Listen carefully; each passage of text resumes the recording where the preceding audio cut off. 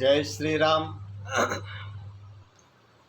कभी कभी जो अहित करने वाले हैं, चाहे निर्मल ही मन क्यों नहीं हो, कभी कभी मन में दूसरे के प्रति द्वेष भावना आ जाती है, उनको भी कोटि कोटि नमन करना चाहिए।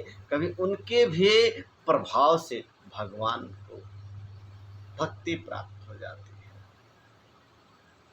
भगवान के चरण कमलों में प्रेम प्राप्त हो जाता है। तो उनको भी लाख लाख कोटि कोटि नमन करना चाहिए। कहते हैं कि एक बारी की बात है, जब प्रभु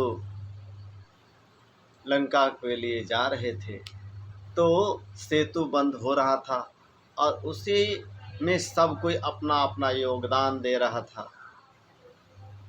कोई राम नाम लिख के पत्थरों को तैरा रहा था, कोई बड़े बड़े सीला बड़े बड़े पेड़ उठा उठा करके डाल रहे थे।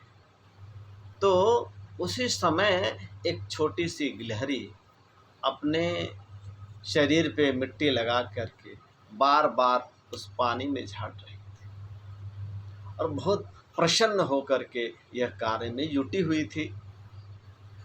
तो हनुमान जी देखे और कहे कि इससे क्या होगा, इससे सेतु बंद होगा। लेकिन फिर भी कुछ बोले नहीं, बोले कि ठीक है, इसमें तुम कहीं बंदर भालू के पैरों के नीचे आ सकती है।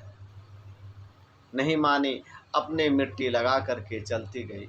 हुआ क्या कि ऐसे ही जब हनुमान जी आ रहे थे तो उसके पूंछ पर हनुमान जी का पैर पड़ गया और पैर पड़ते ही वो बहुत चीखने लगी, शोर मचाने लगी कि आप तो सेतु बंद में भगवान का मदद कर रहे हैं और हमें कुचल दिया। जा करके कंप्लेन किया, रोती हुई गई प्रभु के पास और भगवान से कंप्लेन किया। कहा कि प्रभु देखो, ये हनुमान जी ने हमारे पूंछ को कुचल दिए हैं और मुझे बहुत पीड़ा हो रहा, इससे बहुत पीड़ा हुई तो आप इनको दंड दें।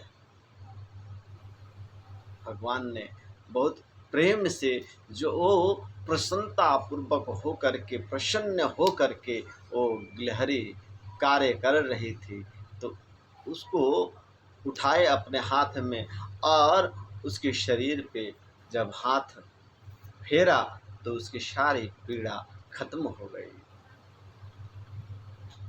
गिलहरी से पूछे तो गिलहरी कही कि अब प्रभु मुझे बहुत आनंद हो रहा है, लेकिन एक तो बात है, हनुमान जी को दंड देना पड़ेगा।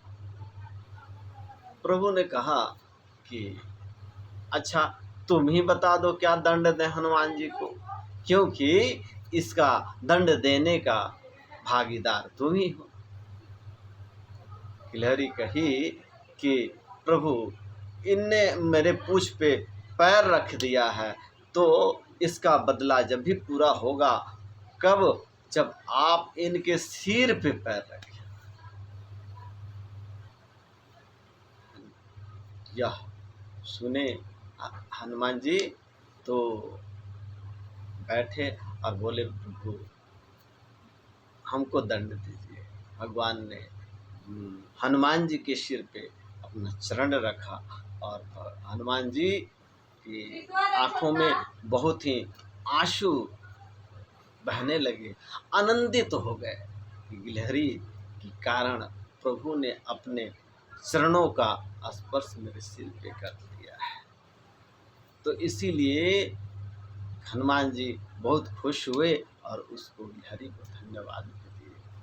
तो इसीलिए कभी कभी ऐसे कार्य हो जाता है कि भगवान से प्रेम हो जाए और भगवान के चरणों में प्रीति हो जाती है किसी किसी की। इसीलिए दुष्ट प्रवृत्ति वाले हों, उनको भी कोटि कोटि नमन करना चाहिए। भक्त का यही स्वभाव है, कोई कैसे भी हो।